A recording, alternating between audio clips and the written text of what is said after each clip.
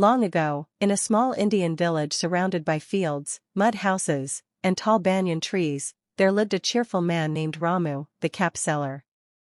Ramu was known far and wide for the colorful caps he sold, bright red, deep blue, sunny yellow, and fresh green.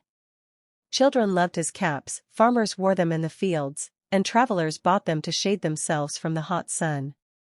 Every morning, Ramu would set out along the dusty road with a big woven basket of caps balanced on his head, humming songs as he walked. One hot afternoon, after walking miles under the blazing sun, Ramu grew tired. He spotted a giant banyan tree whose roots hung like ropes and whose branches spread wide, offering cool shade. Smiling with relief, Ramu placed his heavy basket under the tree, stretched out on the soft grass, and soon drifted into a deep, peaceful sleep. The breeze whispered through the leaves, and the world seemed calm. But the banyan tree was home to a troop of mischievous monkeys.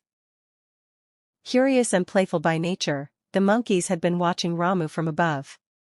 Their eyes sparkled when they saw the basket full of bright caps.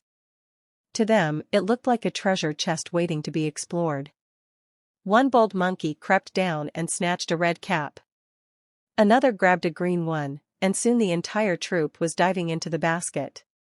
Within moments, the branches of the banyan tree were filled with monkeys proudly wearing Ramu's caps, tilted sideways, pulled down over their eyes, or balanced on their heads at funny angles.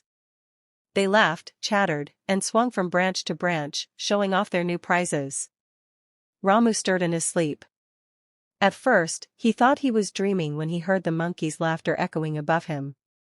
But when he opened his eyes and looked up, he could not believe what he saw. His mouth fell open in shock. Every monkey was wearing one of his caps.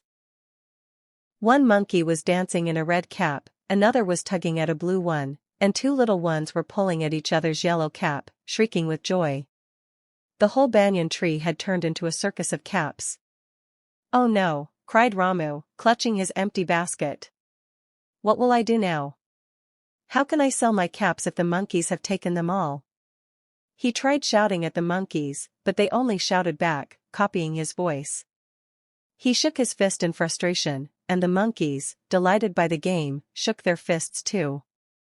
The more upset Ramu grew, the more the monkeys imitated him. He stamped his feet, and the monkeys stamped theirs. He pulled at his hair, and they pulled at theirs. It was as if he were looking into 100 naughty mirrors.